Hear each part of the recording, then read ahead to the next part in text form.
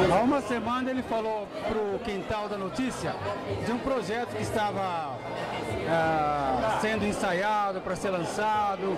Ele disse que ia ser um grande evento. Bom, e agora a gente está nesse momento. Gilmar da Costa, todo mundo fala, ex-goleiro do Palmeiras, para mim é sempre goleiro, né? Goleiro Gilmar está aqui fazendo o lançamento de um projeto fantástico, que ele vai falar disso agora. Muito obrigado por estar nos atendendo mais uma vez. Gilmar, que já é um grande personagem do Quintal da Notícia. Márcio Silva, novamente, é um prazer estar falando com vocês, com o pessoal do Quintal da Notícia, principalmente num momento muito bacana como esse, que é o lançamento do projeto Novos Talentos. Esse projeto foi idealizado pelo nosso secretário Tiente Ferreira, com o nosso prefeito Jorge Lapa, sempre nos apoiando.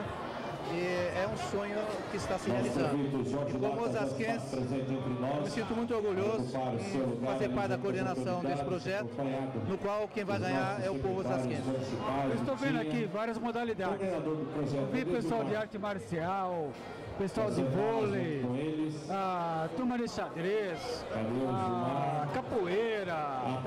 Quantas modalidades você está iniciando nesse projeto de Novos Talentos? Esse projeto, ele tem por sua vez contar com 10 modalidades, desde o futebol, passando pela natação, ginástica artística, handebol, basquete, enfim, um total de 10 modalidades. E ele vem fazer com que o povo osasquense tenha mais áreas de lazer, mais situações de esportes, além do futebol, que costuma ser o carro-chefe. E nós somos do futebol, porém vamos abrir para outras modalidades também e contamos com o povo osasquense, com as crianças que querem participar do projeto, procurar os polos esportivos, no qual nós vamos, com o passar do tempo, passar a eles onde será destinado cada situação, cada polo esportivo. Então, após esse lançamento, o que acontece, Gilmar? Através da Secretaria do Esporte, vocês vão divulgar onde vai estar acontecendo esse projeto. Justamente, hoje é o lançamento, a partir daí a Secretaria do Esporte vai estar à disposição e vai passar aos interessados onde nós vamos estar fazendo a captação desses novos talentos. A gente sabe que o Gilmar está muito ansioso pelo evento, a gente vai dispensar o Gilmar.